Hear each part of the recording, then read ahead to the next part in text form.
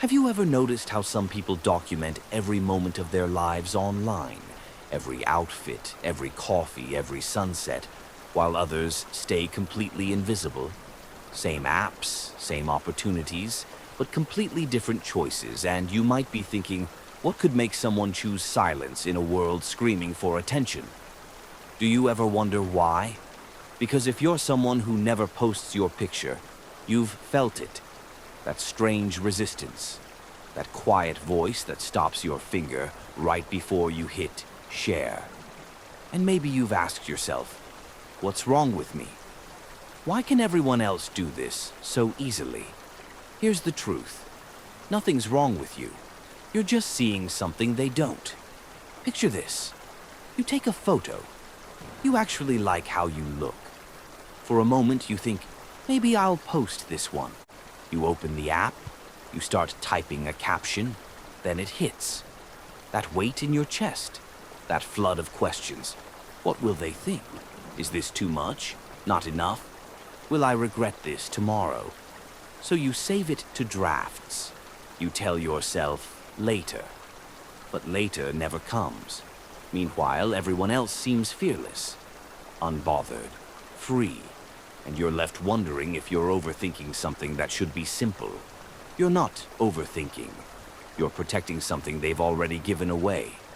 When you hesitate to post, it's not about the photo. It's about the forever. Your brain does something most people ignore. It time travels. It sees that image not just as now, but as evidence. Evidence of who you were on this day, frozen in a moment you can't take back. And somewhere deep down, you know, I'm going to change. I'm going to grow. And this version of me might not be who I want to represent.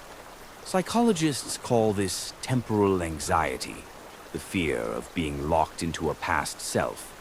While others live in the moment, you're playing chess with your future identity. You understand that the internet is a museum where nothing ever leaves. Every photo becomes a fossil. Every post becomes a timestamp on a version of you that might expire. You're not scared of the camera. You're scared of being trapped by it. Here's what posting a picture really means. Handing strangers a mirror of your face and saying, "Judge me." It's not just being seen. It's being studied, analyzed, interpreted by people who don't know your story, your context, your intention. Your smile becomes trying too hard. Your setting becomes showing off. Your caption becomes cringe. This is spotlight effect, but weaponized. Your brain isn't irrational for feeling watched. It's correct. Because once that photo goes live, you lose authorship. People will project their insecurities, their judgments, their narratives onto your face, and you can't control any of it. So you ask yourself, is being visible worth being misunderstood? Most people don't ask that question. You do. And that's not weakness. That's wisdom. Maybe you've posted before. Maybe you got 43 likes and felt nothing. Or maybe you got 300 and felt worse because suddenly your worth had a number. And you caught yourself refreshing, comparing, calculating why their post did better. That's when you realized this isn't connection. It's a slot machine. Psychologists call it intermittent reinforcement, the same mechanism that makes gambling addictive. Every post becomes a bet. Every like becomes a hit of dopamine you didn't ask for but suddenly need. And your self-esteem, it's now currency in an economy you never agreed to join. People who don't post aren't avoiding validation. They're refusing the addiction. They've seen what happens when your sense of self gets outsourced to an algorithm. When your face becomes a product. When your worth becomes a metric. You opted out before the game could reprogram you. So here's what people misunderstand. It's not that you lack confidence.